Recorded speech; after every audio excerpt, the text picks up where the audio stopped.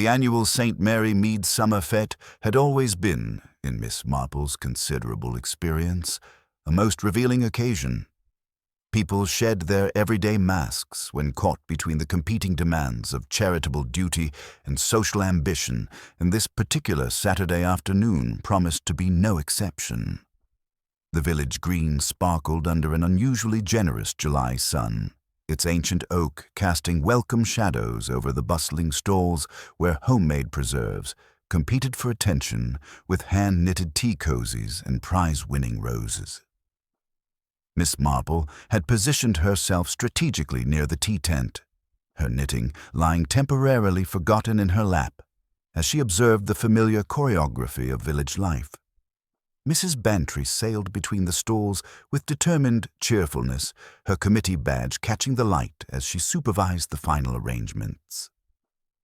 The vicar, dear Reverend Clement, hovered anxiously near the tombola, clearly hoping the afternoon would pass without incident.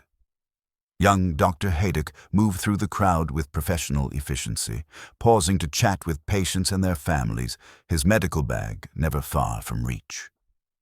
At the center of much attention stood Mr. Geoffrey Larch, the village's newest resident and today's guest of honor. He had arrived in St. Mary Mead 6 months earlier, purchasing the old Weatherby cottage with what appeared to be independent means. A man of perhaps 50, with graying temples and an easy smile, he had quickly established himself as a generous contributor to village causes. Today, he was to present the prizes for the flower competition, a role that had traditionally belonged to the local gentry, but which Mr. Larch had graciously accepted when approached by the committee. Miss Marple found herself studying Mr. Larch with particular interest. There was something almost too perfect about his integration into village life, she mused. His enthusiasm for local customs seemed genuine enough, yet she had noticed certain small inconsistencies. His accent, while thoroughly educated, occasionally revealed traces of something else entirely. His knowledge of gardening, though extensive, sometimes included references to plants that didn't thrive in their particular climate.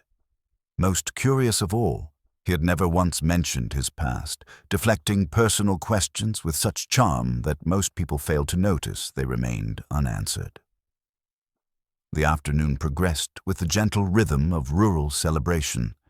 Children shrieked with delight at the coconut shy while their parents queued patiently for Mrs. Dollop's famous scones. The Women's Institute had outdone themselves with their flower arrangements, creating a riot of color that drew admiring crowds. Even Mr. Griselda, the perpetually grumpy postmaster, could be seen sampling the local brewery's offerings with something approaching contentment. Miss Marple noticed, however, that not everyone seemed entirely at ease. Mrs. Price Ridley, the village's self-appointed moral guardian, kept casting disapproving glances toward Mr. Larch, her lips pursed in permanent disapproval. Young Tommy Bond, recently returned from London with modern ideas about property development, engaged Mr. Larch in what appeared to be an increasingly heated discussion near the jam stall. Most intriguingly, Colonel Melchett's wife seemed to grow pale whenever Mr. Larch approached, though she maintained her social smile with admirable determination. The first sign of real trouble came at precisely 3:30, when Mr. Larch failed to appear for the prize-giving ceremony. Mrs. Bantry, flustered but determined to maintain order, sent various volunteers to search the obvious locations. The beer tent, the car park, even the church vestry were thoroughly investigated, but Mr. Larch seemed to have vanished entirely. Miss Marple, her knitting now completely abandoned, began her own quiet investigation. She had observed Mr. Larch deep in conversation with someone near the old cricket pavilion approximately 20 minutes earlier, though the distance had prevented her from identifying his companion. The pavilion, a quaint Victorian structure that served as storage for the church's various outdoor activities, stood at the far edge of the green, partially concealed by a cluster of ancient elm trees. As the search intensified and concern grew to genuine alarm, Miss Marple made her way toward the pavilion with unhurried but purposeful steps. The building's door stood slightly ajar, unusual since it was normally kept locked, except during cricket season. A peculiar silence seemed to emanate from within, the kind of stillness that spoke of something fundamentally wrong. She found Mr. Geoffrey Larch lying crumpled behind a stack of deck chairs, his prize presenter's rosette still pinned neatly to his lapel.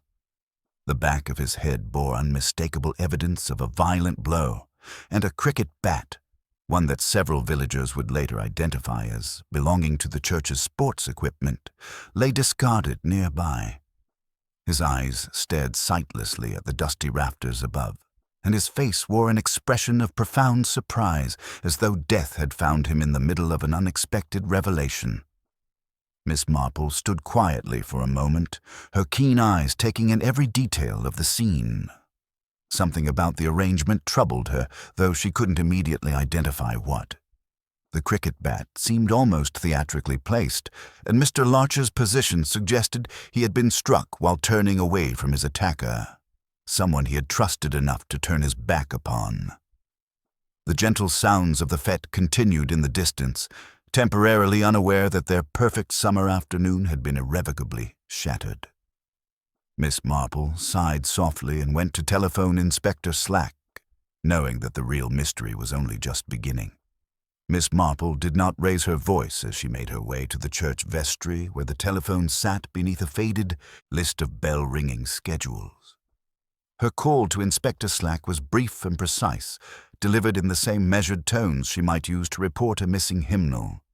Within minutes, Dr. Haydock arrived, summoned by a breathless young boy who had been instructed with quiet urgency. The doctor's examination was swift but thorough, and his pronouncement carried the weight of professional certainty. Dead approximately 30 minutes, Miss Marple. Single blow to the back of the head, delivered with considerable force.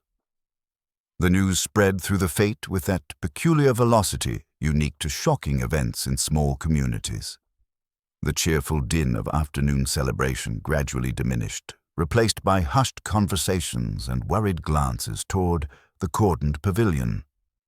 Mrs. Bantry, displaying admirable presence of mind despite her distress, took charge of maintaining order, directing people away from the scene while ensuring the tea tent remained operational for those requiring restorative refreshment.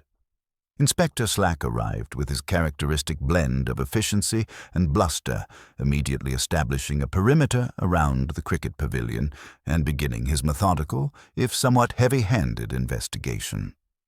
His sharp eyes took in the scene with professional assessment, though Miss Marple noted he seemed to focus primarily on the obvious elements: the cricket bat, the victim's position, the lack of any apparent struggle. The villagers' reactions proved as revealing as any physical evidence.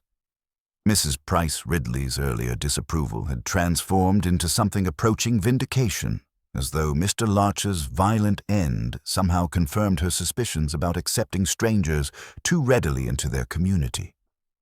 "Mark my words," she declared to anyone within hearing, "this is what comes of welcoming people with mysterious backgrounds and no proper references." Tommy Bond stood pale and visibly shaken, repeatedly running paint-stained hands through his hair, hands that Dr. Haydock observed bore traces of the pale institutional green used to refresh one of the morning's stall displays. The young man's distress seemed genuine, yet Miss Marple noted how his eyes kept darting toward the pavilion with what appeared to be more than simple horror. Most intriguingly, Mrs. Melchett had quietly disappeared entirely, though her husband remained to offer his assistance to the police with characteristic military efficiency. Miss Marple recalled the woman's earlier pallor in Mr. Larcher's presence, and filed this absence away among other small observations requiring further consideration. Inspector Slack's interviews began with methodical thoroughness. Mrs. Bantry provided precise details of the afternoon's events, confirming that Mr. Larch had been in excellent spirits, moving freely among the stalls until approximately 3 o'clock, when she had last seen him examining Mrs. Dollop's prize-winning strawberry preserve with apparent interest.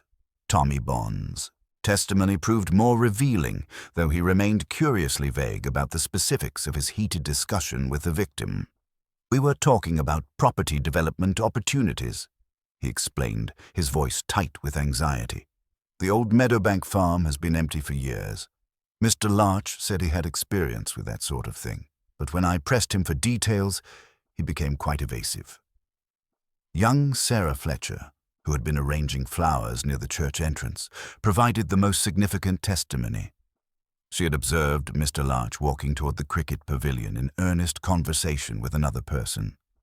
"They seemed to know each other well," she explained to Inspector Slack. "The other person was gesturing quite emphatically, as if trying to convince Mr. Larch of something important. I couldn't see clearly because of the trees, but they were wearing dark clothing, unusual for such a warm afternoon." Little Jimmy Partridge, the blacksmith's grandson, had been playing among the elm trees when he witnessed what he described as a proper argument between Mr. Larch and his mysterious companion. "They were trying to whisper shout," the boy reported with childish precision. "The other person kept saying something about promises and debts, and Mr. Larch kept shaking his head and saying impossible and too dangerous."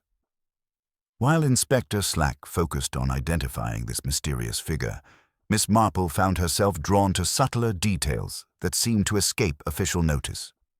Returning to the pavilion after the body had been removed, she observed that the cricket bat had been positioned with its label clearly visible, as though deliberately displayed.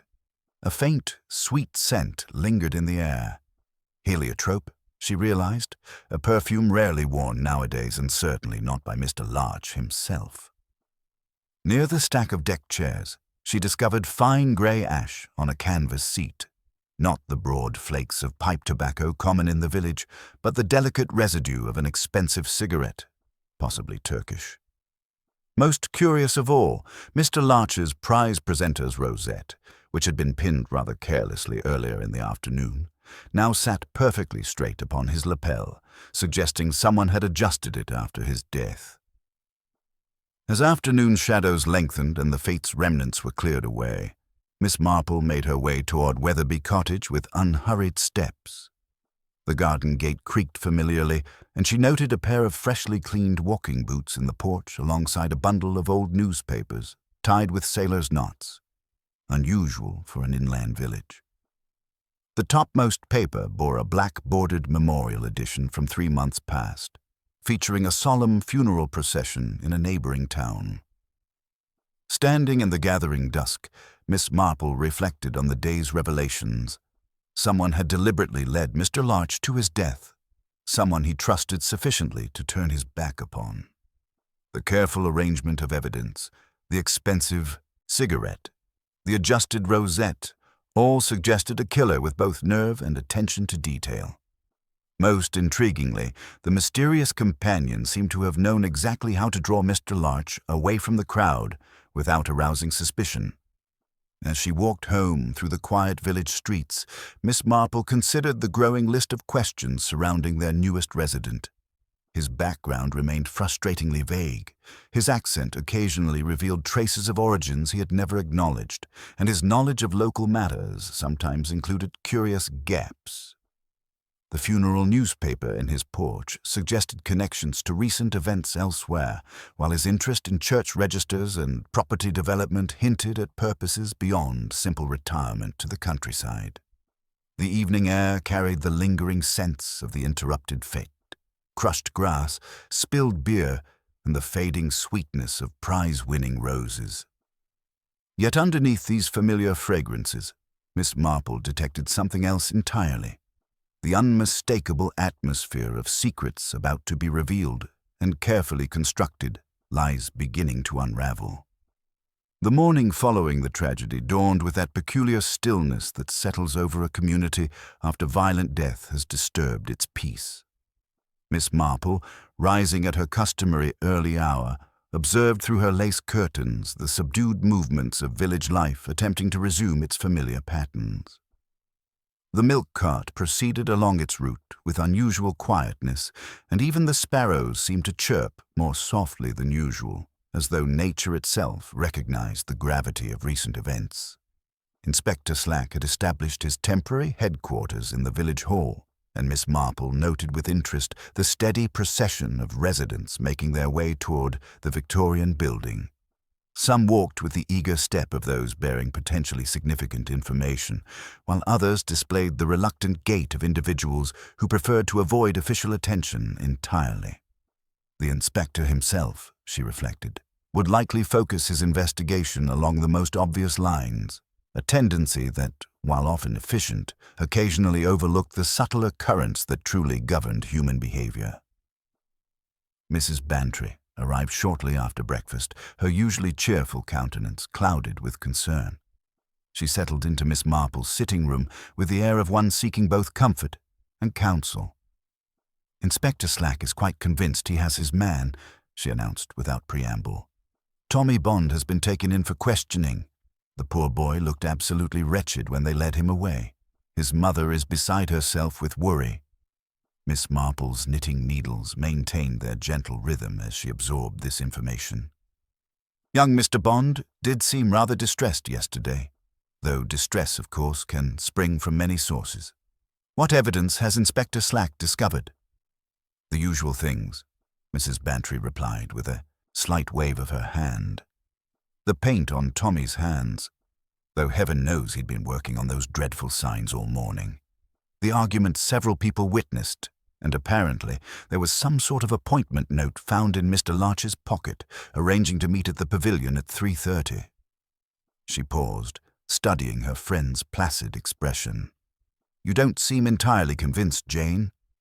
"Convenient pieces of evidence sometimes arrange themselves rather too neatly," Miss Marple observed mildly. "Rather like flowers in a bouquet, beautiful to behold, but one does wonder about the hand that arranged them." She set down her knitting with deliberate care. "I believe I shall pay a brief visit to the church this morning. Sarah Fletcher mentioned that she had been arranging flowers there yesterday, and I should like to express my appreciation for her dedication during such trying circumstances." The church stood bathed in morning sunlight, its ancient stones warming in the July heat. Miss Marple found the building empty, save for the lingering scent of white lilies and the faint echo of her own footsteps on the worn flagstones. The vestry door stood slightly ajar, revealing the small chamber where various church implements were stored. With the innocent curiosity of age, Miss Marple examined the key cupboard that Inspector Slack had no doubt already investigated. The keys hung in orderly fashion, each carefully labelled in Reverend Clement's precise handwriting. The hook marked "Pavilion" bore its key in proper position, yet Miss Marple's experienced eye detected a subtle displacement in its alignment. More significantly, when she lifted the key with delicate fingers, a faint but unmistakable fragrance arose. That distinctive sweetness of heliotrope, like sugared almonds left too long in a drawer. "How very interesting," she murmured to herself, replacing the key with careful attention to its original position. The perfume's presence suggested that whoever had borrowed this key had worn heliotrope, and recently enough for traces to linger on the metal. In her considerable experience, such old-fashioned fragrances were favored by a very limited number of village residents. Her contemplations were interrupted by the arrival of Sarah Fletcher, who entered the vestry with an armful of fresh flowers and the slightly startled expression of one discovering an unexpected visitor. "Oh, Miss Marple, I didn't expect to find anyone here so early." "I hope you don't mind my intrusion, my dear," Miss Marple replied with gentle warmth. "I wanted to thank you for maintaining such beautiful arrangements during these difficult times. Churches seem to require extra care when they shelter troubled hearts." Sarah's face brightened at the compliment, though shadows of yesterday's events remained in her eyes. "It does help to keep busy. Though I must confess, I keep thinking about poor Mr. Larch. He seemed such a kind gentleman, always so interested in our local history and customs." "Indeed, he appeared quite knowledgeable about many subjects," Miss Marple agreed. "I noticed yesterday that Mrs. Melchett seemed rather unwell. I do hope she's feeling better this morning." "Oh, she came by the church briefly after she left the fete," Sarah replied, arranging stems with automatic precision. "She looked dreadfully pale and seemed quite distressed. She spent several minutes at the little wash basin, though I thought it odd that she kept her gloves on the table while she did so. When I returned from fetching fresh water, she had gone entirely. This detail aligned perfectly with Miss Marple's growing suspicions. A woman who washed her hands while removing her gloves suggested someone concerned about leaving traces of her activities. Combined with a heliotrope-scented key, it painted an increasingly clear picture of Mrs. Melchett's involvement in yesterday's events. After leaving the church, Miss Marple made her way to Weatherby Cottage under the pretext of delivering a small offering of preserves, a village tradition when death visited a household. The cottage stood silent in the morning sun, its garden gate creaking softly in the gentle breeze. The bundle of newspapers remained on the porch chair, secured with those distinctive sailor's knots that had caught her attention the previous evening. The wind had shifted the topmost paper further, revealing more of the black-bordered memorial page beneath. Miss Marple found herself gazing at a photograph of a funeral procession, accompanied by a detailed obituary for one Arthur Finch. Described as a beloved solicitor who had tragically drowned at Kingsbridge 3 months prior. The photograph accompanying the memorial, though formal and somewhat distant, bore an unmistakable resemblance to the man they had known as Geoffrey Larch. "Dear me," Miss Marple whispered, the full implications of this discovery settling in her mind like pieces of a complex puzzle finally finding their proper places. A man who had attended his own funeral, who had emerged from death to live quietly in a distant village under an assumed name. Such elaborate deception suggested compelling reasons for abandoning one's former existence. By afternoon, news had spread through the village with that peculiar velocity characteristic of shocking revelations. Inspector Slack, armed with information about the deceased's true identity, had intensified his questioning of Tommy Bond. The young man, faced with evidence of his knowledge about Arthur Finch's deception, had finally confessed to confronting the false Mr. Larch about his fraudulent identity and suspected intentions regarding local property development. "He laughed at me," Tommy had reportedly told Inspector Slack, his voice hollow with exhaustion and fear. "Said I was a foolish boy who understood nothing about the complexities of business. He claimed he had every right to conduct his affairs as he saw fit, and that no one would believe. Accusations from someone with my limited experience." This confession provided Inspector Slack with what appeared to be a complete motive for murder. A young man's righteous anger at discovering fraud, combined with the victim's dismissive response, created a compelling narrative of escalating confrontation leading to fatal violence. The case seemed all but closed, with only formal charges remaining to be filed. Yet Miss Marple found herself increasingly troubled by elements that failed to align with this straightforward solution. The heliotrope perfume, the expensive Turkish cigarette ash, the carefully adjusted rosette on the victim's lapel, these details spoke of a killer with refined sensibilities and meticulous attention to presentation. Such characteristics seemed inconsistent with the impulsive rage that Tommy Bond's confession suggested.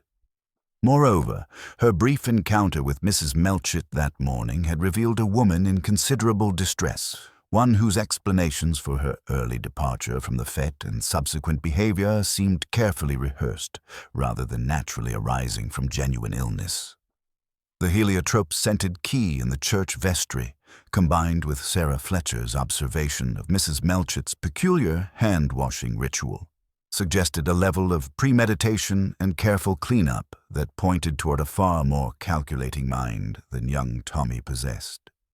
As evening approached and Inspector Slack prepared to formally charge Tommy Bond with murder, Miss Marple sat in her garden contemplating the curious contradictions that continued to perplex her. Someone had indeed killed Arthur Finch, the man masquerading as Geoffrey Larch, but the true murderer remained hidden behind a carefully constructed facade of misdirection and false evidence.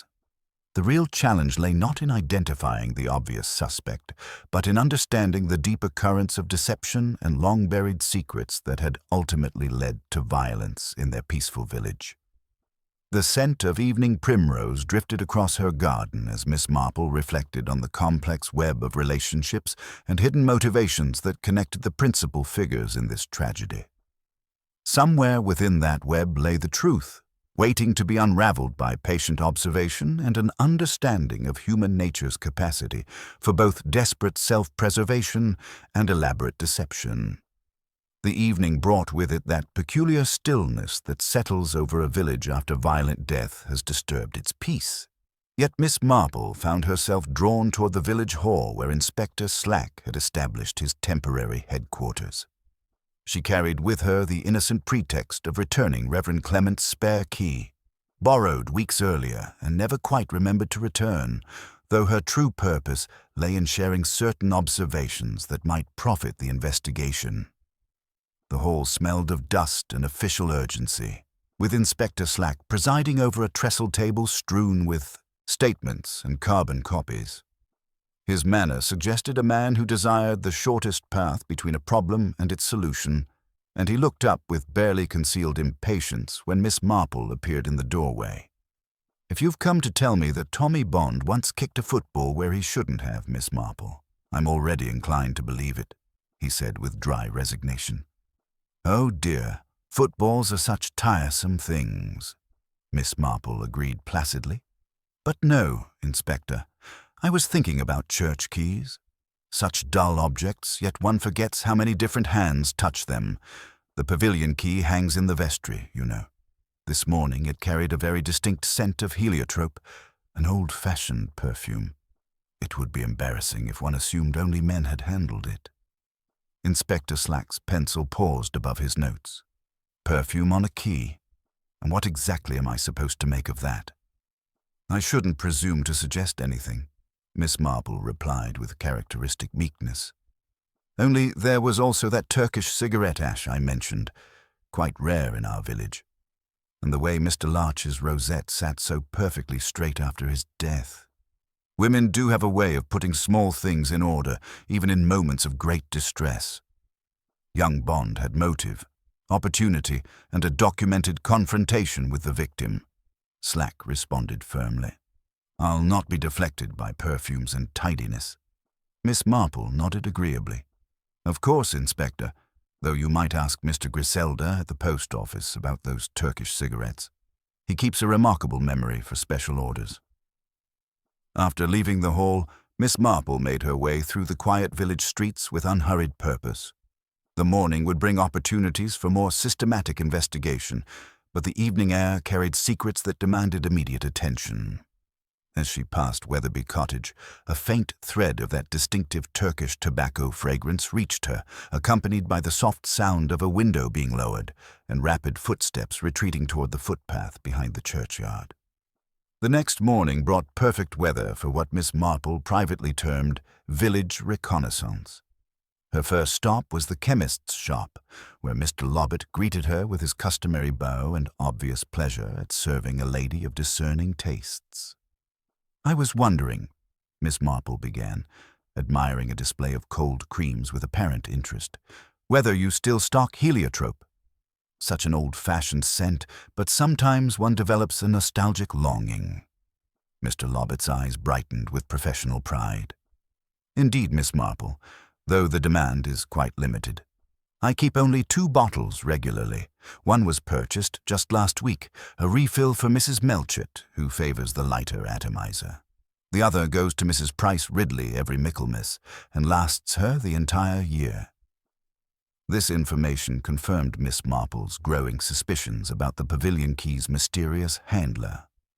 Her next visit to the post office proved equally illuminating, as Mr. Griselda's comprehensive memory for unusual orders revealed that only 2 boxes of Turkish cigarettes had passed through his establishment since Whitsun, one collected by a maid from the Grange, and another by Dr. Haydock for a colleague in the market town.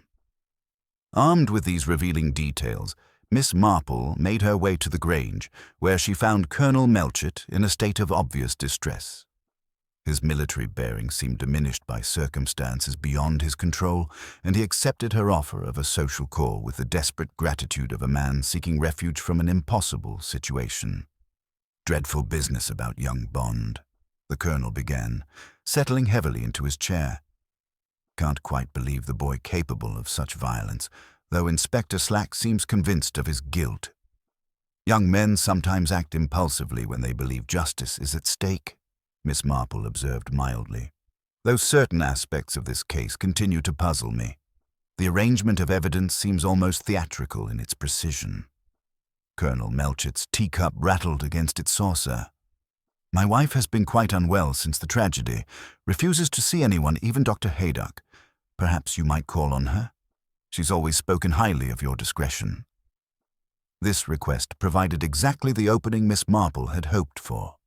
When she was shown into Mrs. Melchett's sitting room, she found a woman clearly suffering from ailments that no physician could treat, the particular malady of guilt and desperate fear that accompanied participation in violent crime. Mrs. Melchett sat by the window, her usually immaculate appearance disheveled, her eyes carrying that haunted expression of someone confronting the consequences of desperate actions. She received Miss Marple with nervous courtesy, speaking of the tragedy in carefully measured tones that betrayed more than they concealed. "Such a shock for everyone," Miss Marple murmured, her knitting needles clicking softly as she began a new row. "Especially for those who knew Mr. Larch well. He seemed quite interested in our local history and church records." "Yes, he was most engaging on such subjects," Mrs. Melchett replied, her hands clasping and unclasping in her lap. "My husband found his knowledge of the old Roman road quite fascinating." Miss Marple's gaze drifted to a small, ornate bottle of heliotrope visible on the dressing table through the half-open bedroom door. "I believe he even borrowed the vestry key recently. Such dedication to historical research. Though I did notice a rather distinctive perfume lingering near the key hook yesterday. Heliotrope, I believe. Such a lovely, old-fashioned scent." The reaction was immediate and telling. Mrs. Melchett's pallor deepened, and her voice carried a slight tremor as she replied, "Yes, I am rather fond of it. It reminds me of my grandmother. One doesn't find it often these days." She changed the subject, with obvious desperation. "It's so dreadful about young Tommy Bond. Such a hot-headed boy, but one never imagines him capable of such violence." Miss Marple allowed the conversation to drift naturally, her purpose achieved. The slight tremor in Mrs. Melchett's voice, the defensive denial regarding the key, the very desperation in her attempt to redirect attention toward Tommy Bond, all spoke volumes to Miss Marple's experienced understanding of human nature under extreme stress. Later that afternoon, a chance encounter with Reverend Clement provided another crucial piece of the puzzle. The vicar, still visibly shaken by recent events, confirmed that Mr. Larch had indeed borrowed the vestry key the previous week, claiming interest in tracing a distant family line through the old baptismal records. He seemed unusually focused on entries from approximately 40 years ago, the Reverend explained, rubbing his temples wearily. He even made extensive notes, most peculiar for someone supposedly researching distant relatives. As evening approached, Miss Marple sat in her garden contemplating the complex web of deception and hidden connections that was slowly revealing itself. Arthur Finch had not come to St. Mary Mead seeking peaceful retirement, but rather to pursue some agenda that required both his assumed identity and access to historical records dating back 4 decades. His staged death at Kingsbridge had been designed to eliminate legal pursuit while preserving his ability to operate through carefully maintained connections. The heliotrope-scented key, the Turkish cigarette ash, the perfectly adjusted rosette. These details painted a picture of a killer with refined sensibilities and meticulous attention to presentation. Such characteristics seemed entirely inconsistent with Tommy Bond's supposed impulsive rage, suggesting instead a more calculating mind capable of elaborate deception and careful misdirection. Most significantly, Mrs. Melchett's obvious distress and defensive reactions indicated a relationship with the victim that extended far beyond casual village acquaintance. Her knowledge of his true identity, combined with her access to the church key and her use of the distinctive heliotrope perfume, positioned her as the most likely candidate for the mysterious companion who had lured Arthur Finch to his death. As the scent of evening primrose drifted across her garden, Miss Marple reflected on the tragic irony of a situation where past sins had returned to demand payment in blood. Somewhere within the carefully constructed facade of village respectability lay a story of desperation, blackmail, and ultimately murder. A story that would require delicate handling to ensure that justice served both the guilty and the innocent with equal precision. The real challenge now lay not in identifying the obvious suspect, but in understanding the deeper currents of long-buried secrets that had transformed a peaceful summer fete into the scene of calculated murder. Tomorrow would bring new opportunities to unravel the remaining threads of this complex deception, but tonight Miss Marple was content to let the pieces of the puzzle settle into their proper positions in her methodical mind. The morning following her enlightening conversations brought Miss Marple news that would significantly alter the trajectory of Inspector Slack's investigation. A registered letter had arrived at the village hall, forwarded from the Kingsbridge Constabulary, containing information that cast their late Mr. Larch in an entirely different light. Inspector Slack, though reluctant to acknowledge Miss Marple's earlier suggestions, found himself compelled to reconsider his hasty conclusions about Tommy Bond's guilt. The letter revealed that Arthur Finch had indeed been a solicitor in Kingsbridge, but his supposed drowning 3 months prior had coincided suspiciously with the discovery of significant irregularities in several client accounts. The local authorities had been investigating what appeared to be systematic embezzlement when Finch's apparent death had closed their inquiry. His reappearance as Geoffrey Larch in St. Mary Mead suggested a carefully orchestrated deception designed to escape legal consequences while pursuing some unfinished business. Miss Marple received this information with the quiet satisfaction of someone whose patient observations were finally bearing fruit. Her morning constitutional took her past the Grange, where she observed Colonel Melchett pacing in his study window with the agitated movements of a man under considerable strain. The colonel's usual military bearing had given way to something approaching desperation, and when she encountered him later at the post office, his hands trembled slightly as he collected his correspondence. "Dreadful business about young Bond," the colonel remarked, though his eyes avoided direct contact.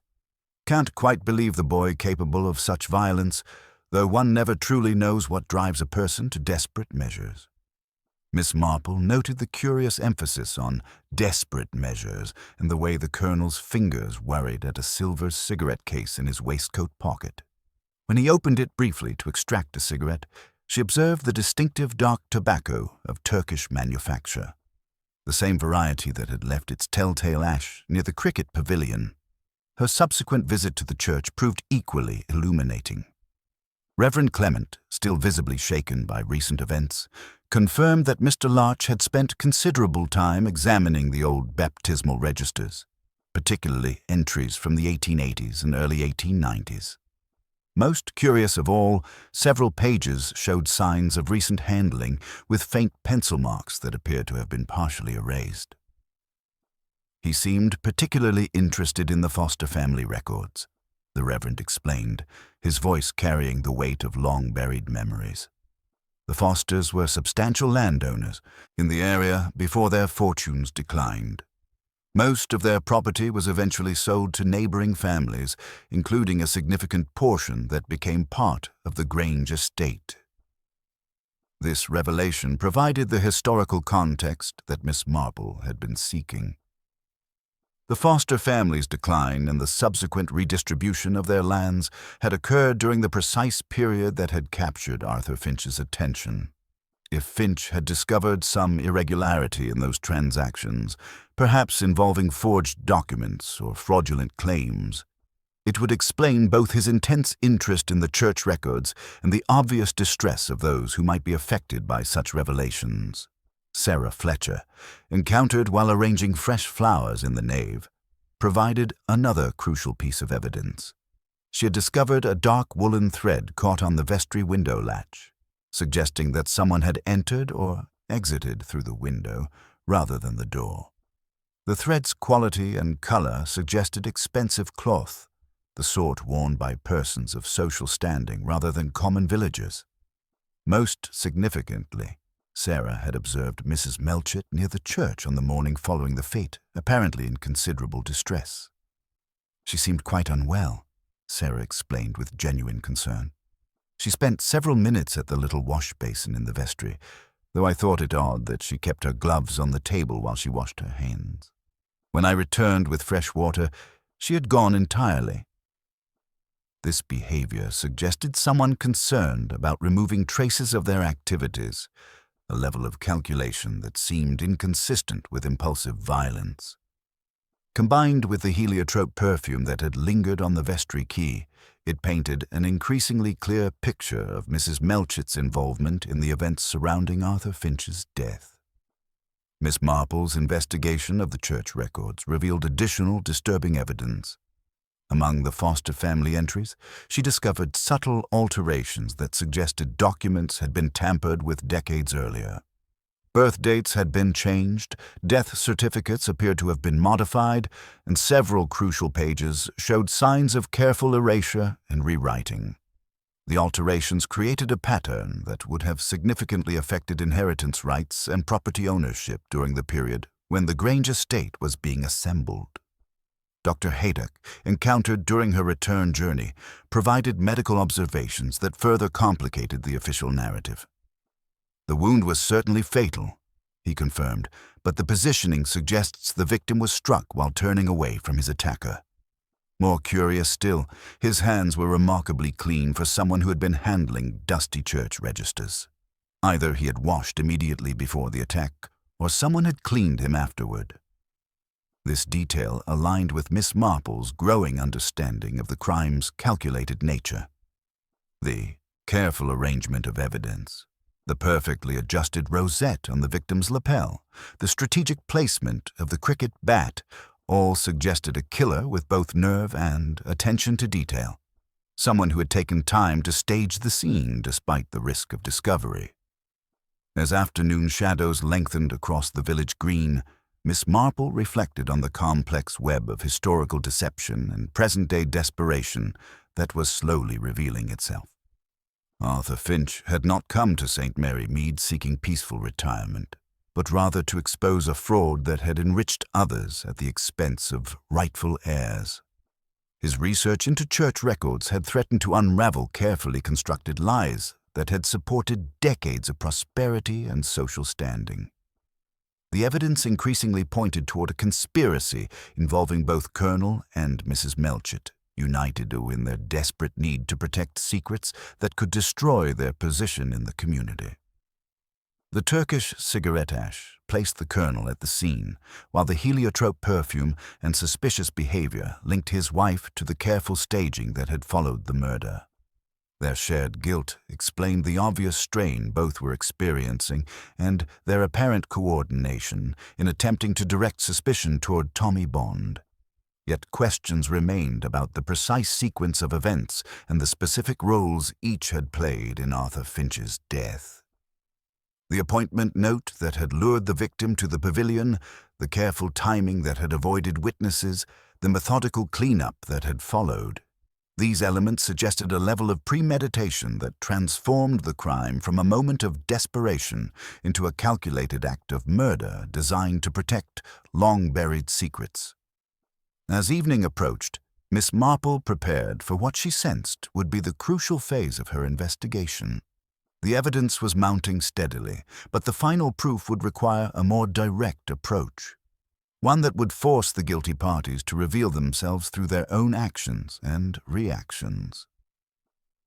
The stage was set for a confrontation that would finally expose the truth behind Arthur Finch's carefully orchestrated return from the dead and his subsequent murder by those who had profited from his supposed demise.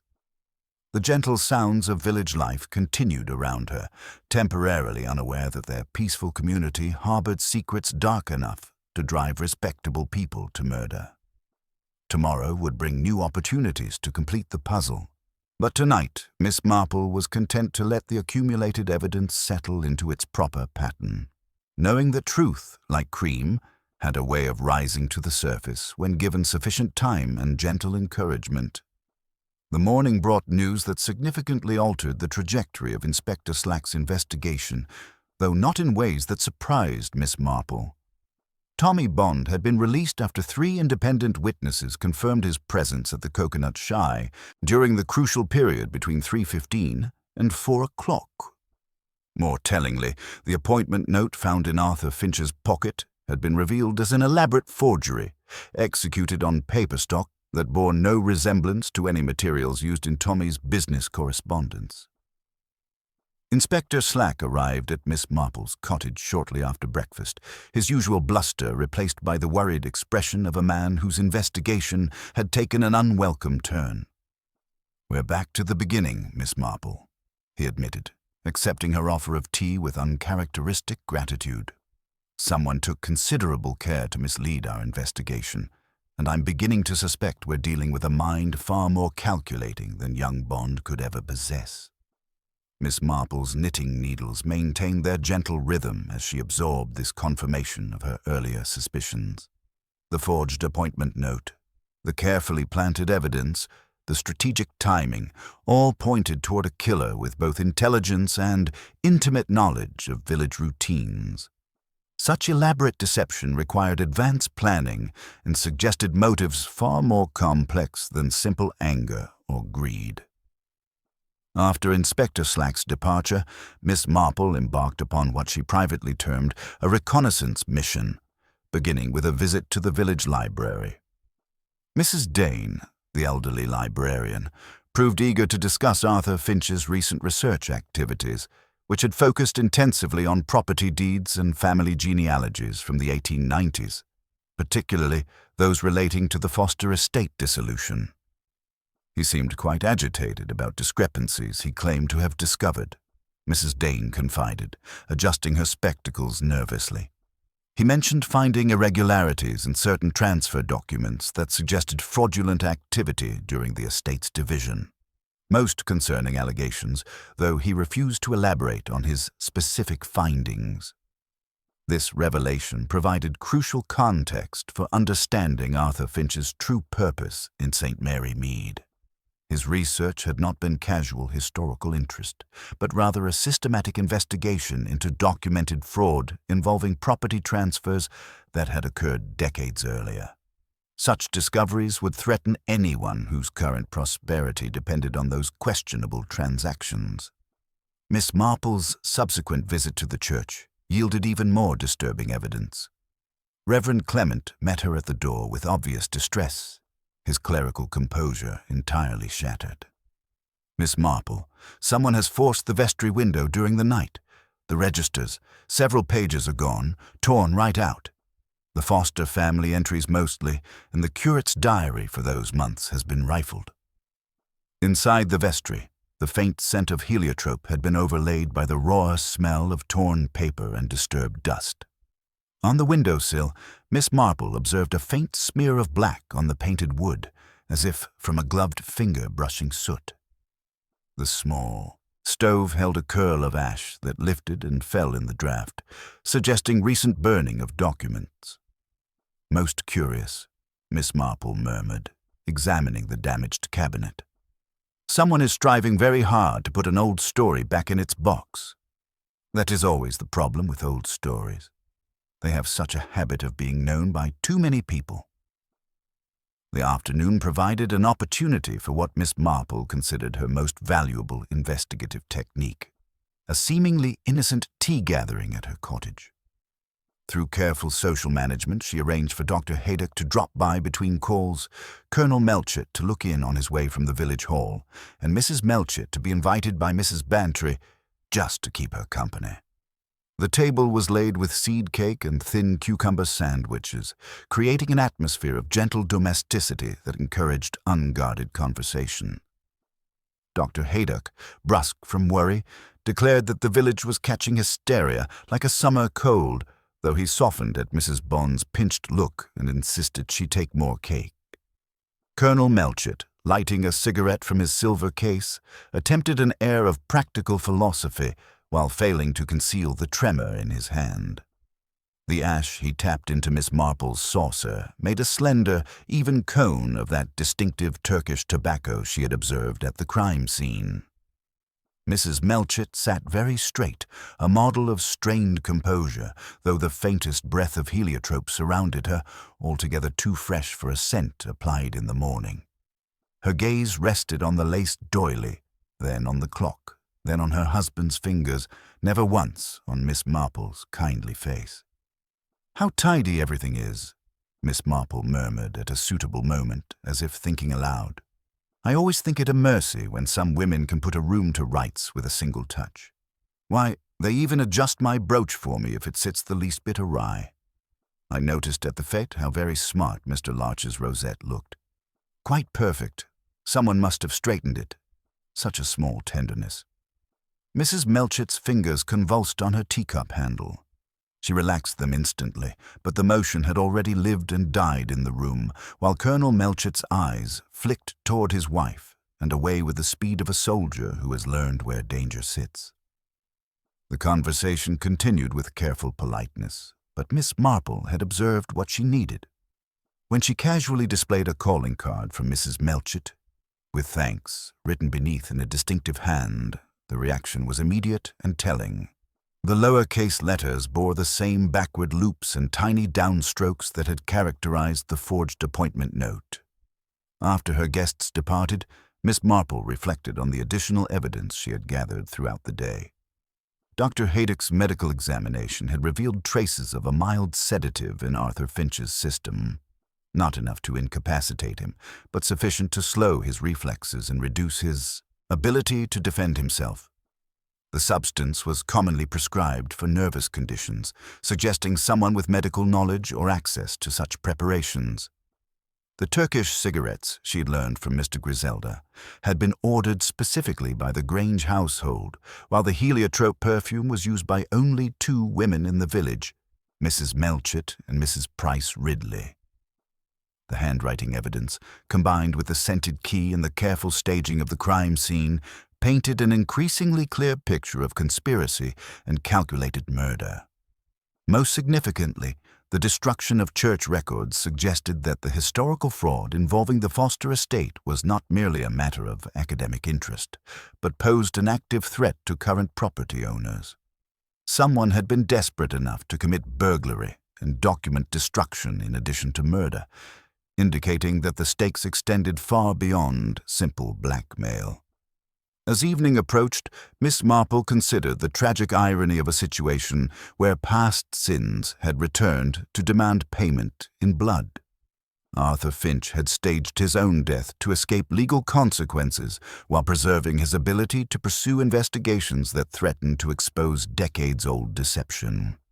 His reappearance as Geoffrey Larch had provided the perfect cover for research that could destroy carefully constructed lies. The Melchetts' response had been swift and brutal, eliminating the threat through carefully planned murder while attempting to frame an innocent young man for the crime. Their elaborate deception might have succeeded if not for small details that revealed the calculated nature of their actions. The perfectly adjusted rosette, the forged appointment note, the systematic destruction of evidence that spoke of killers concerned with appearances even in moments of violence. Tomorrow would bring the final confrontation that would expose their guilt and ensure that justice served both the dead and the living with appropriate precision. The stage was set for revelations that would demonstrate once again that truth, however carefully buried, possessed an irrepressible tendency to surface when subjected to patient and methodical investigation.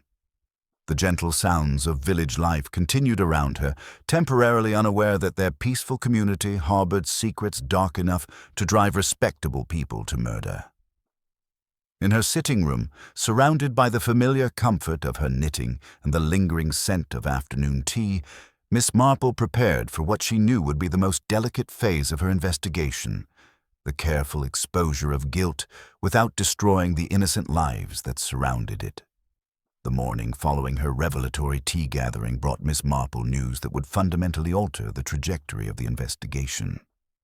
Mrs. Bantry arrived shortly after breakfast, clutching a manila envelope with trembling fingers, and wearing the expression of someone who had stumbled upon knowledge too dangerous to bear alone.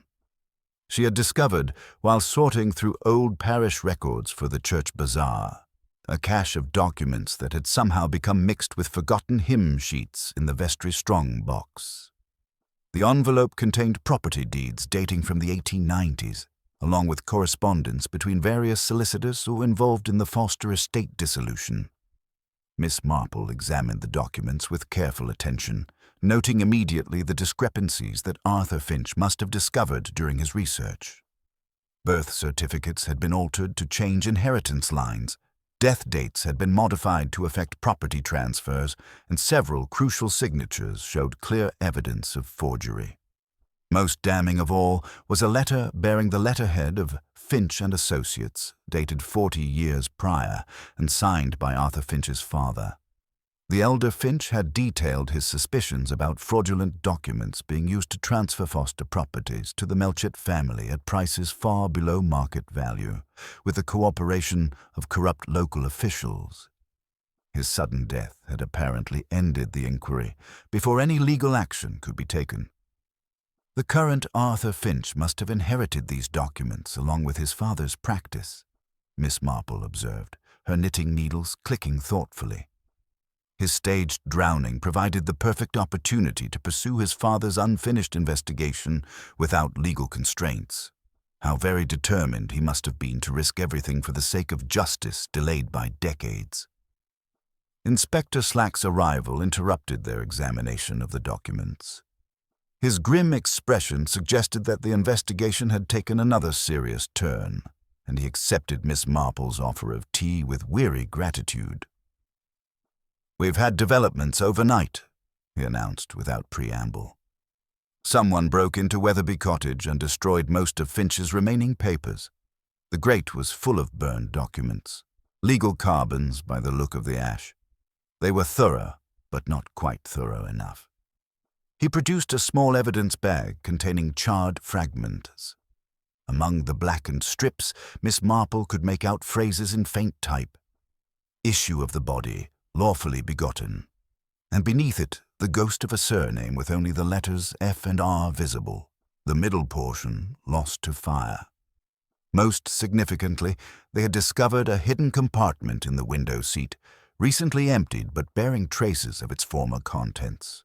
Photographic backing and a sliver of stiff paper bearing an embossed K from a Kingsbridge stationer. The systematic destruction of evidence spoke to a level of desperation that concerned Miss Marple deeply. Someone was working methodically to eliminate all traces of Arthur Finch's investigation, suggesting that the stakes extended far beyond simple blackmail or personal embarrassment. The careful timing of the break-in, occurring after the official search, but before additional security could be arranged, indicated intimate knowledge of police procedures and village routines. Her contemplation of these developments was interrupted by young Jimmy Partridge, who arrived breathless with news that added another layer of complexity to the unfolding drama. Sarah Fletcher, the dedicated flower arranger who had been so helpful during the initial investigation, had failed to appear for her morning duties at the church. Her landlady, Mrs. Postlethwaite, reported that Sarah's bed had not been slept in, though her Sunday dress hung ready and a small trunk lay open with neatly folded clothes. Miss Marple found herself troubled by this development in ways that extended beyond simple concern for Sarah's welfare. The young woman had been present during several crucial moments of the investigation, had access to church records, and possessed the kind of detailed knowledge about village routines that could prove invaluable to someone seeking to cover their tracks. Whether she had fled in panic or been removed to prevent her testimony remained to be determined. A visit to Sarah's modest lodgings revealed subtle signs of disturbance that spoke to Miss Marple's experienced eye. The scatter of pins from an overturned work bag, a faint scuff mark near the skirting board, and most tellingly, the lingering trace of Turkish tobacco in the air. Not the homely shag of local pipes, but the refined blend she had observed in Colonel Melchett's silver cigarette case. Inspector Slack's examination of the railway station proved that Sarah had not departed by train. despite a carefully planted ticket to much venom found among her possessions. The ticket's pristine condition and the station clerk's firm denial that any young woman matching Sarah's description had traveled that morning suggested another layer of misdirection designed to confuse the investigation. As afternoon shadows lengthened, Miss Marple made her way to the Grange under the innocent pretext of inquiring about Mrs. Melchett's health. She found the household in a state of barely controlled agitation, with Colonel Melchett pacing his study while his wife maintained her composure through what appeared to be considerable effort. The faint scent of heliotrope that had become Mrs. Melchett's signature seemed overlaid with something else entirely, the acrid smell of burned paper and disturbed ash. "Such trying times for everyone," Miss Marple observed gently, noting how Mrs. Melchett's hands trembled slightly as she poured tea. "I do hope Sarah Fletcher is found safely. Such a dedicated young woman, always so careful with the church arrangements. I noticed yesterday how precisely she had aligned the prayer books. Such attention to detail is rare in someone so young." Mrs. Melchett's reaction was immediate and telling. Her pallor deepened, and the teacup rattled against its saucer as she set it down with unnecessary force. "Yes, Sarah is quite thorough in her duties. I'm sure she'll return when she's ready. Young people sometimes need time to think things through." The careful phrasing and defensive tone suggested knowledge that extended beyond casual concern for a missing villager. Combined with the evidence of document destruction and the systematic elimination of witnesses, it painted a picture of a conspiracy that had moved far beyond the original murder into active cover-up operations that threatened innocent lives. As evening approached, Miss Marple reflected on the tragic escalation of events that had transformed a carefully planned murder into an increasingly desperate campaign to suppress the truth. The Foster estate documents revealed motives that extended back generations, while the current actions demonstrated a willingness to sacrifice anyone who threatened to expose the carefully constructed lies that supported the Melchetts' prosperity and social position. The real challenge now lay not simply in identifying the killer, but in ensuring that justice could be served before additional innocent lives were lost to the desperate attempts to maintain a deception that had already claimed too many victims. The discovery of Sarah Fletcher's whereabouts came through the persistent efforts of Inspector Slack's search party, who found her confined in the abandoned mill beyond the village boundaries. The building stood isolated among overgrown willows, its wheel long since stilled and its upper chamber secured with a modern padlock that spoke of recent preparation rather than historical accident. Sarah emerged pale but coherent, her ordeal having lasted nearly 24 hours, but leaving her physically unharmed, though deeply shaken by the experience. Her testimony provided the crucial missing pieces of the conspiracy that had claimed Arthur Finch's life. Colonel Melchett had approached her the previous evening under the pretense of sharing urgent information about the murder, claiming to have discovered evidence that would expose the real killer. Trusting his military bearing and social position, Sarah had accompanied him to the mill, where he had lured her into the upper chamber before securing the door behind her with deliberate precision. "He seemed genuinely concerned about justice being served," Sarah explained to Inspector Slack, her voice steadying as she recounted the deception. "He said the real murderer was someone we all trusted, someone who had used their position to mislead the investigation. When we reached the mill, he produced a key and suggested we examine the upper chamber for hidden evidence. The moment I stepped inside, I heard the lock click behind me." Miss Marple listened to this account with the quiet attention of someone whose suspicions were being systematically confirmed. Sarah's imprisonment had been designed specifically to prevent her testimony about crucial observations she had made during the church break-in. From her flower-arranging duties, Sarah possessed intimate knowledge of the vestry's normal condition, and she had noticed subtle signs that the intruder was familiar with church procedures and possessed legitimate access to the building. Most significantly, Sarah had observed Mrs. Melchett near the church on the morning following the break-in, carrying what appeared to be a bundle of papers wrapped in oilcloth. The woman's behavior had seemed furtive and purposeful, quite different from her usual composed demeanor during church visits. Sarah had also noticed fresh ash in the vestry fireplace, despite the warm weather making fires unnecessary for heating purposes. Dr. Haydock's examination of Sarah revealed traces of the same mild sedative that had been found in Arthur Finch's blood, confirming the systematic nature of the conspiracy.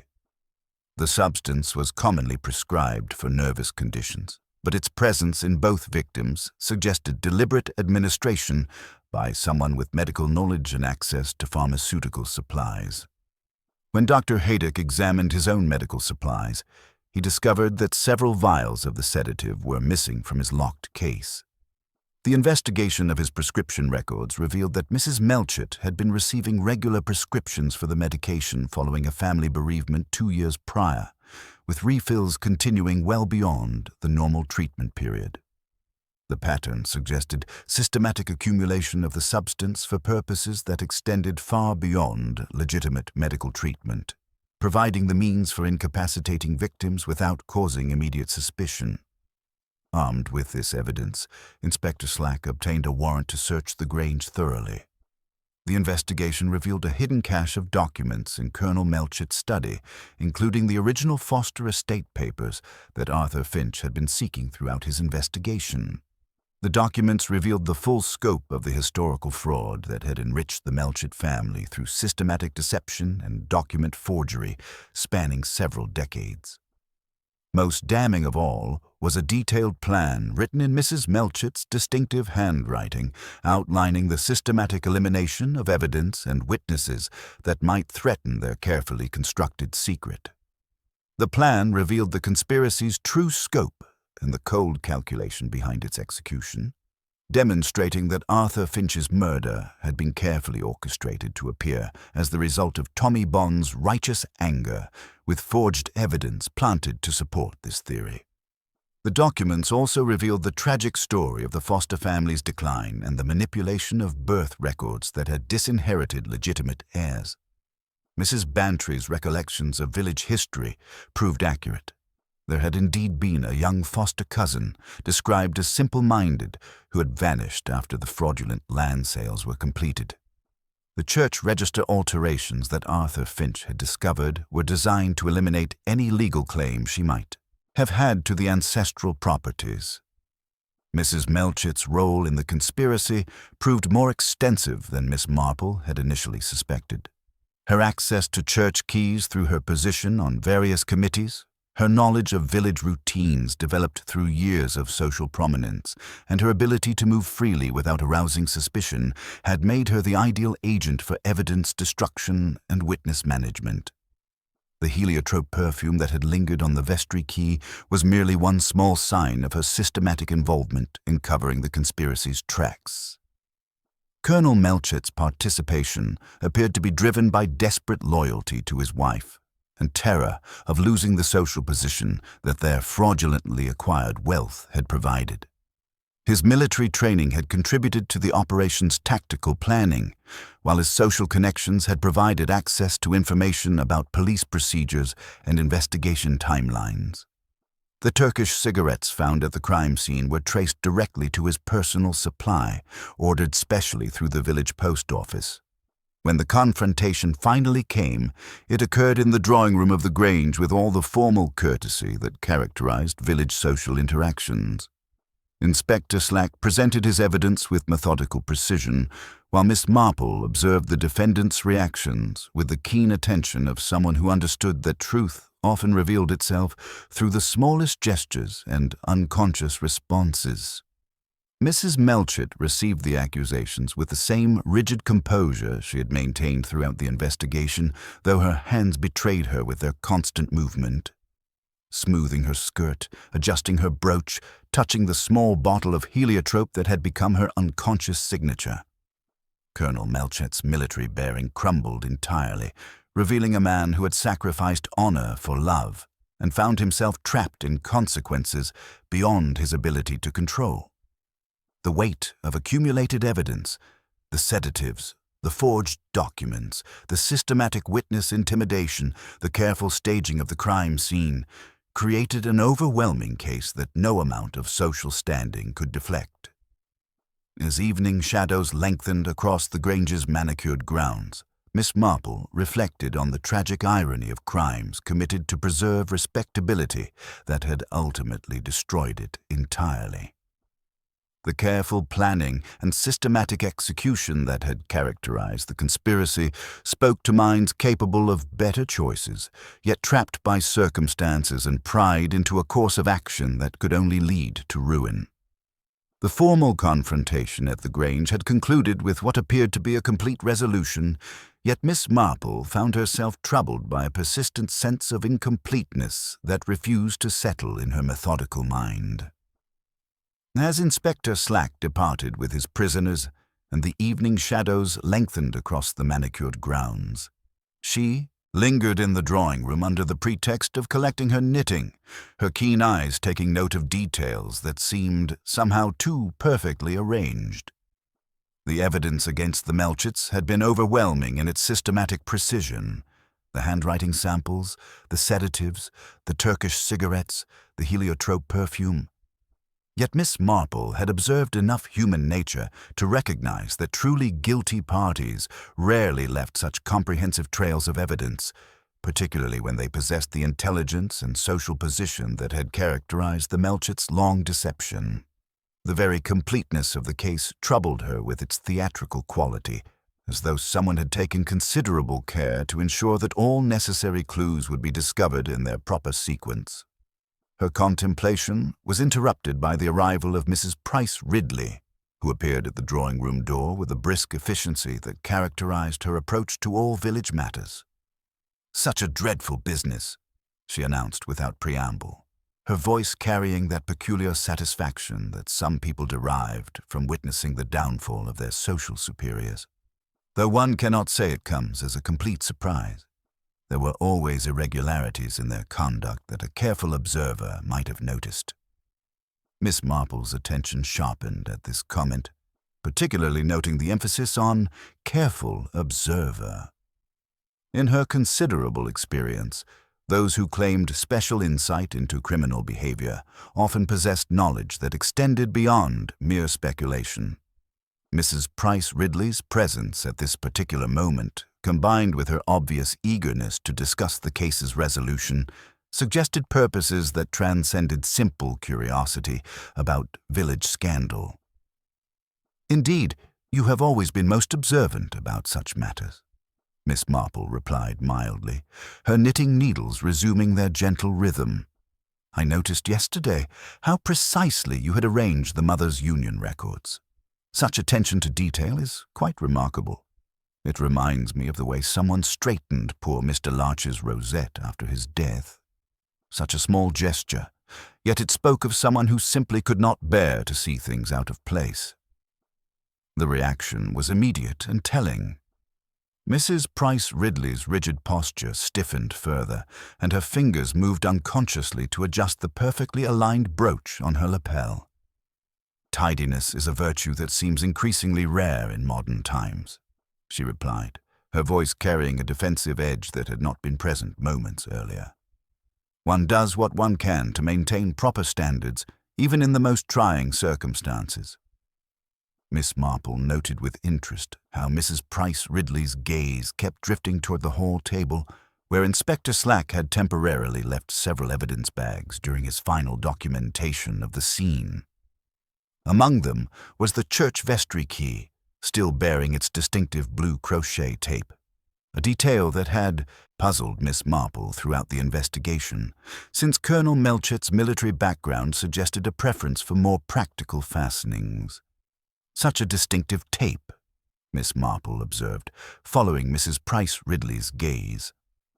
"Blue crochet work is quite specialized. I believe you mentioned once that you had learned the technique from your mother. Such skills are rarely passed down nowadays, which makes them rather identifiable when one encounters them." Mrs. Price Ridley's hand moved instinctively toward her reticule, where Miss Marple glimpsed a small key attached to an identical blue tape. The movement was quickly suppressed, but not before revealing the unconscious habit of someone who had handled church keys for decades through her various committee positions. The Mothers' Union records that Mrs. Bantry had discovered showed clearly that Mrs. Price Ridley had been responsible for vestry access every Wednesday for over 30 years. "I have served this community faithfully," Mrs. Price Ridley declared, her voice rising slightly with defensive pride. "When others were content to let standards slide, I maintained proper order. When records needed careful attention, I provided it. When difficult decisions required someone with the moral strength to act, I did not shrink from my responsibilities." This partial confession revealed the self-righteousness that had driven her actions throughout the conspiracy. Miss Marple recognized the psychological pattern of someone who had convinced herself that her criminal behavior served the greater good, justifying increasingly serious offenses through appeals to community welfare and moral superiority. The handwriting evidence that had seemed so conclusively to implicate Mrs. Melchett took on new significance when Miss Marple recalled Mrs. Price Ridley's background as a former schoolmistress. The ability to forge documents with convincing accuracy was a skill that would have developed naturally through years of correcting student work and maintaining official records. The distinctive backward loops in the forged appointment note were not Mrs. Melchett's natural handwriting, but rather Mrs. Price Ridley's careful imitation of it. "The appointment note was quite cleverly done," Miss Marple observed with gentle admiration. "It required someone with considerable experience in analyzing and reproducing different handwriting styles. A schoolmistress, perhaps, who had spent years studying the formation of letters and the individual characteristics that make each person's writing unique." Mrs. Price Ridley's composure began to show significant cracks under this systematic exposure of her deception. Her voice, when she finally spoke, carried undertones of the desperate pride that had driven her to increasingly extreme measures. Arthur Finch threatened everything this community had built. His father's investigation would have destroyed innocent families, brought scandal to respectable names, created chaos where order had been carefully maintained for decades. The confession that followed revealed the true scope of Mrs. Price Ridley's manipulation and the calculated nature of her crimes. She had discovered Arthur Finch's true identity through her meticulous attention to village records and correspondence, recognizing the threat he posed to the carefully constructed lies that supported the community's social structure. Her position on various church committees had provided access to historical documents, while her knowledge of village gossip and personal secrets had enabled her to manipulate the Melchetts' guilt and fear. The murder itself had been planned with the methodical precision that characterized all her activities. She had lured Arthur Finch to the cricket pavilion under the pretense of sharing crucial information about the Foster estate, administered the sedative through tea served in her own china, and struck the fatal blow when his defenses were compromised. The careful staging that followed, the adjusted rosette, the planted cricket bat, the forged appointment note, had been designed to implicate Tommy Bond while providing the Melchetts with overwhelming evidence of their own guilt. Most insidiously, she had manipulated the Melchetts' fear and shame to ensure their cooperation in the cover-up. Their knowledge of the historical fraud had made them vulnerable to blackmail, while their desperate desire to protect their social position had driven them to participate in evidence destruction and witness intimidation. Mrs. Price Ridley had orchestrated their actions from behind the scenes, using their guilt as a shield for her own crimes. As Inspector Slack returned to collect his forgotten evidence bags, Miss Marple reflected on the tragic irony of crimes committed in the name of community welfare by someone whose rigid moral certainty had ultimately corrupted every principle she claimed to uphold. The real killer had hidden behind a facade of righteous indignation and social responsibility, using others' weaknesses to conceal her own descent into calculated murder.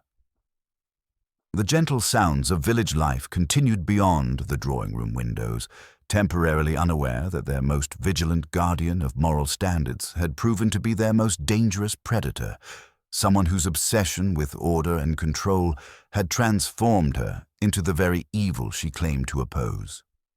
Inspector Slack's return to the Grange brought with it an air of grim determination that seemed to settle over the drawing-room like evening mist.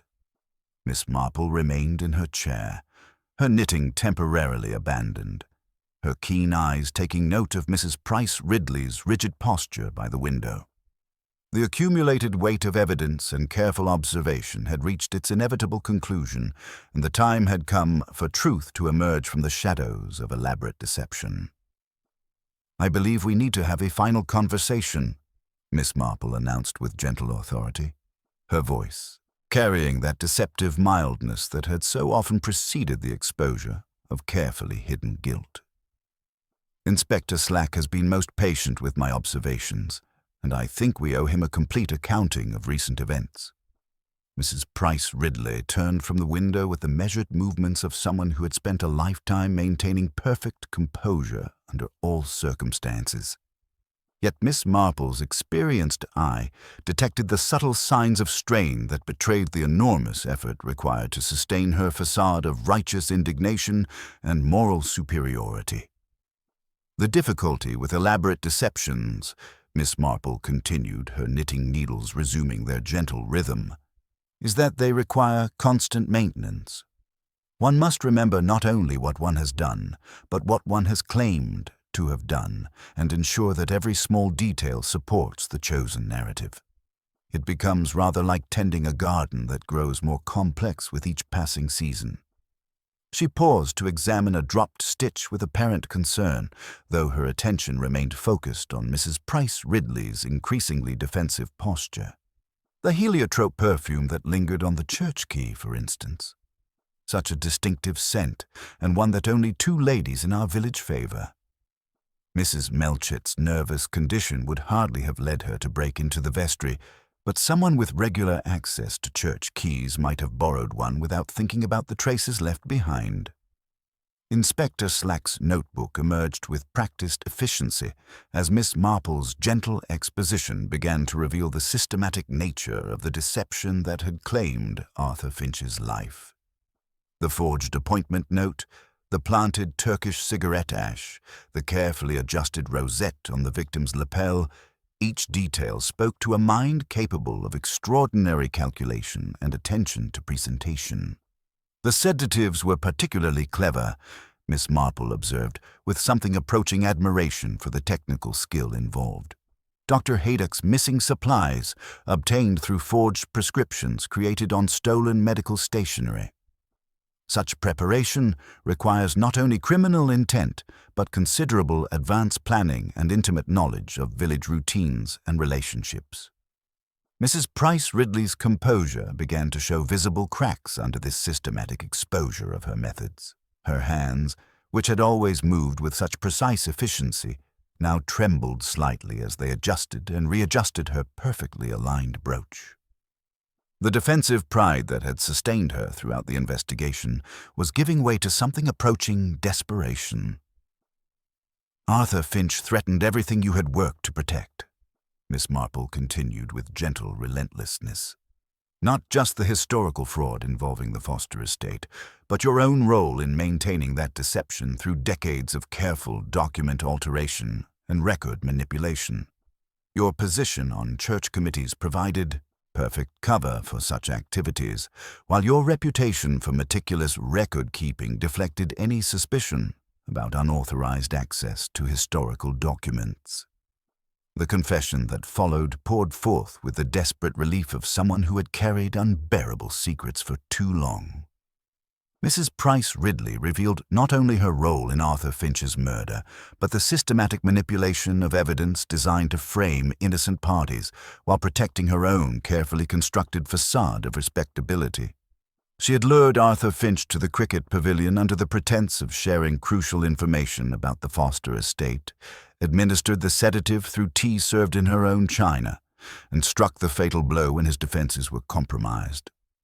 The careful staging that followed, the adjusted rosette, the planted cricket bat, the forged appointment note, had been designed to implicate Tommy Bond while providing the Melchetts with overwhelming evidence of their own guilt. Most insidiously, she had manipulated the Melchets' fear and shame to ensure their cooperation in the cover-up, using their knowledge of historical fraud as leverage for their participation in evidence destruction and witness intimidation. Sarah Fletcher's imprisonment had been orchestrated through Colonel Melchet's military loyalty and Mrs. Melchet's desperate desire to protect their social position. Inspector Slack's formal procedures began with the methodical efficiency of someone who had learned to appreciate the subtle complexities that lay beneath apparently simple crimes. Mrs. Price Ridley's departure in the police vehicle marked the end of an era of carefully maintained deception, though the damage to community trust would require considerable time to heal. The aftermath brought mixed resolutions for the surviving characters. Tommy Bond, vindicated but shaken by his experience as a murder suspect, threw himself into his property development work with renewed determination to conduct all business with scrupulous honesty.